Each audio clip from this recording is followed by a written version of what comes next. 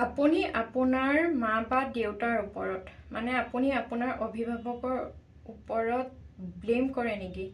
মানে আপুনি তেওঁলোকক দোষাৰোপ কৰি তেওঁলোকৰ লগত তৰ্ক বিতৰ্কত লিপ্ত হয় নেকি যে আপোনাৰ সফলতাত তেওঁলোকৰ কাৰণে বাধা হৈছে?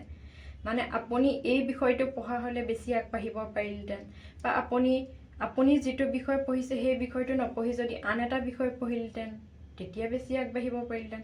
সেই তেনেকুৱা কথাবোৰত আপুনি আপোনাৰ অভিভাৱকৰ লগত আপুনি তৰ্ক বিতৰ্কত লিপ্ত হয় নেকি? যদি আপুনি আপোনাৰ লাইফত সফলতা বিচাৰিছে তেতিয়াহ'লে সেইখিনিৰ পৰা বন্ধ কৰক। কিয় জানেনে মই কিয় ক'লোঁ? তেওঁলোকৰ সময়ত তেওঁলোকৰ জ্ঞানেৰে আপোনাৰ কাৰণে সঠিক চিন্তাই কৰিছিলে, কিন্তু বৰ্তমান সময়ত আপুনি আপোনাৰ বিষয়ে জানে, আপুনি কি কৰি ভাল পায়। আপোনাৰ উইল পাৱাৰ, আপোনাৰ শক্তিৰ ওপৰত নিৰ্ভৰ কৰিব আপুনি কেনেদৰে সফলতাৰ জখলাত বগাব পাৰে। আপুনি তেওঁলোকক ব্লেম কৰা বন্ধ কৰক, তেওঁলোকৰ লগত কাজিয়া কৰা বন্ধ কৰক, আৰু আপুনি আপোনাৰ ভাল লগা বিষয়টোত আগবাঢ়ি যাওক। নিশ্চয় আপুনি সফল হ'ব।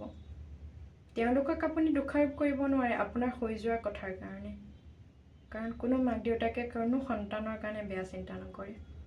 সকলো মাক দেউতাকে নিজৰ জ্ঞানৰ জোখেৰে তেওঁলোকৰ সন্তানৰ ভৱিষ্যতৰ কথা চিন্তা কৰিয়ে কাম কৰে। সেইকাৰণে আপুনি তেওঁলোকক ব্লেম দিয়া বন্ধ কৰক। আপুনি বৰ্তমান সময়ৰ পৰা নিজেই আগবাঢ়ি যাওক। আপোনাৰ কাৰণে কোনটো সঠিক হয়।